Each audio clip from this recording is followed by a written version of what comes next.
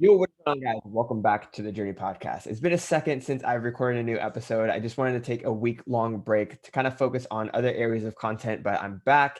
I'm going to be doing weekly podcasts, maybe not as the same volume as it was before, but it is a passion project of mine. It is something that I love doing because I'm able to, just progressively share what I'm learning on my journey that I can pass down to you in your journey.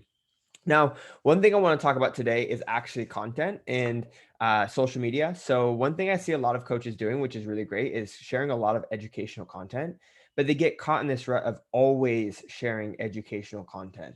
And there is a fine line between educational and personal. But one thing need to see more, one thing that would actually help a lot more people is that they started sharing their actual personal story more often, right?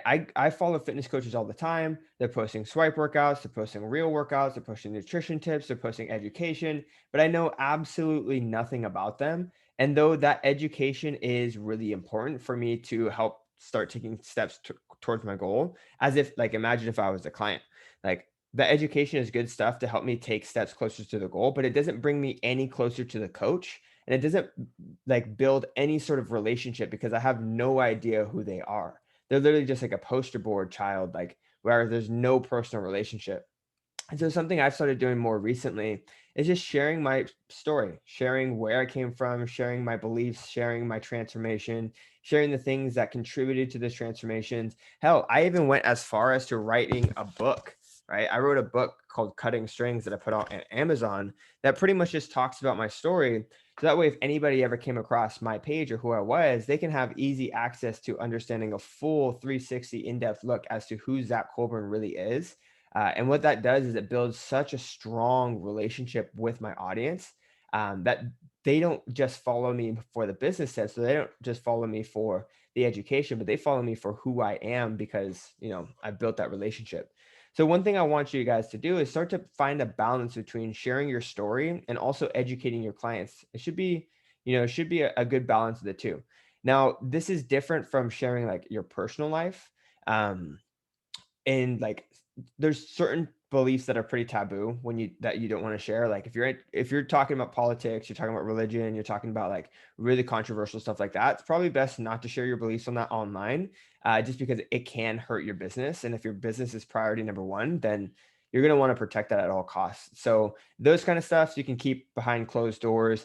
But when it comes to like, things that helped you along your journey, things that you've learned along your journey, and then also things that like, who you were before, right? Because that's where people are now. If you say, hey, I was fat and overweight, or hey, I hated the way I felt, or hey, I was skinny and underfed, like, or hey, I struggled with this beforehand, there's people out there that are in that current position right now that are going to relate to you. And your story can inspire them to take action towards a goal and a result that you can help them achieve. Right. So one thing that I want you guys to do is actually sit down and craft your story from before to after. Right. This isn't just like, hey, you know, I started working out 5 years ago and I'm like, I don't know. It just like you got to talk about like who you were before, what helped you discover, or like what did you discover along your journey that changed everything for you, and who are you now? Right? But always tell that story. I'll give you an example of my own personal story that you guys have probably heard before. I've shared the story about how I, went to college but struggled finding my way. How I got, kicked out of college because I had poor grades. How I wasn't able to actually get into a 4-year university, and I was bussing tables with really no direction until I found online coaching. And when I found online coaching, I was able to start my own business and take it full time. And now I teach people how to start their own online coaching business. And so that's an example of my story that I share and talk about all the time. That, if you come to my page and you don't know who I am, you're going to learn who I am really quickly because I'm always sharing that story. And that's going to resonate with a lot of people who are my ideal clients, because a lot of people right now are working 9 to 5s, or they're in school and they don't want to be doing what they're currently doing and they want to start their coaching business. Another example of a fitness coach client of mine, was delivering paper towels to gyms and was making sure that they were always stocked up on like paper towels in their bathrooms until he found online coaching. And when he found online coaching, he was able to take his coaching business full time. All right. Another story is a client of mine who, was working as a property manager 9 to 5, making $3,000 a month. And all he wanted to do was just make $3,000 a month so he can quit his job. And in his first month, he made $5,000. right? Those are stories that I can tell that are going to relate to my ideal client more than if I just educated people about DM outreach or educated people about like sales tips or anything like that. You want to have a good balance of, education and stories.